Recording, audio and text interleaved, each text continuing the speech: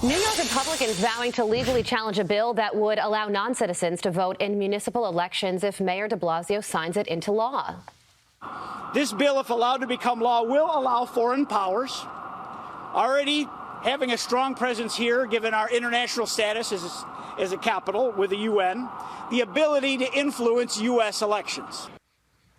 Joining me now to react, Ron Vitiello, former chief of U.S. Border Patrol, retired acting ICE director. Good morning to you, sir. So 800,000 green card holders and people with work visas would be allowed to vote if this bill passes. If it does, Mayor de Blasio said he would sign it into law. What do you think about that?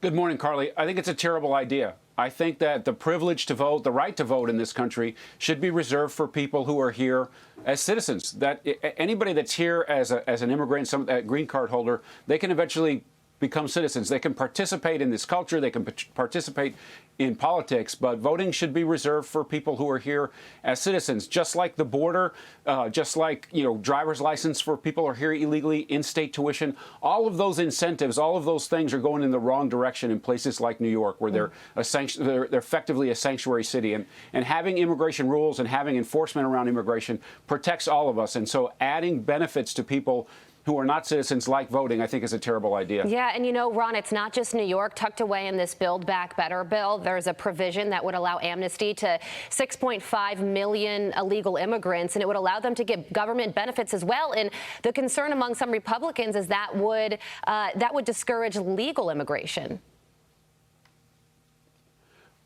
Congress has to act in a way to help protect our border. Resource it, add agents, add technology, add infrastructure, and secure that border. And I think the rest of us, most of Americans, would agree that there's reform needed for the hundreds and thousands, maybe millions of people who are here illegally.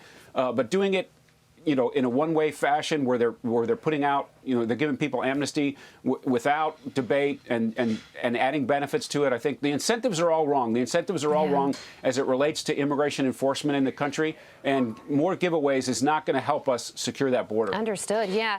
The big news here, the Biden administration said yesterday that they are going to restart the Remain in Mexico policy next week. Following an agreement that they came to with the Mexican government. Can you remind our viewers what the Remain in Mexico policy is and how much will this impact the issue at our southern border?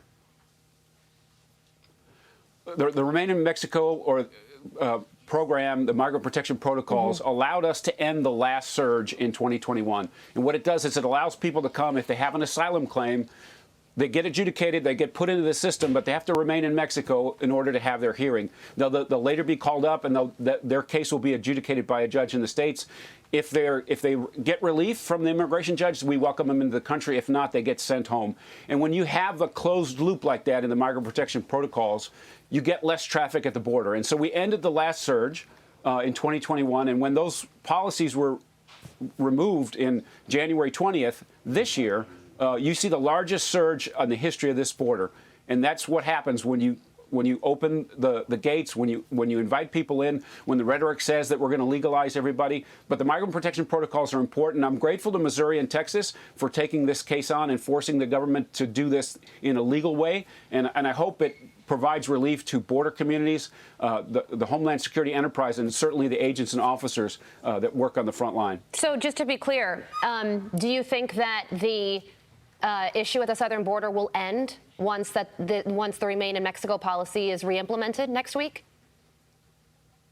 If they implement it correctly, like we did when I was still in government, this will work. It will reduce traffic at the border because people will not be released in large numbers into the United States, which will end this. That's what ended the traffic. Yeah, we're running out of time, but really quickly, one of the things that I saw that raised that concern about implementing it properly, they're going to start at one border location, eventually involve 7 entry points. But does that mean that if an illegal immigrant comes in through another entry point, they could just stay in this country, don't have to wait in Mexico?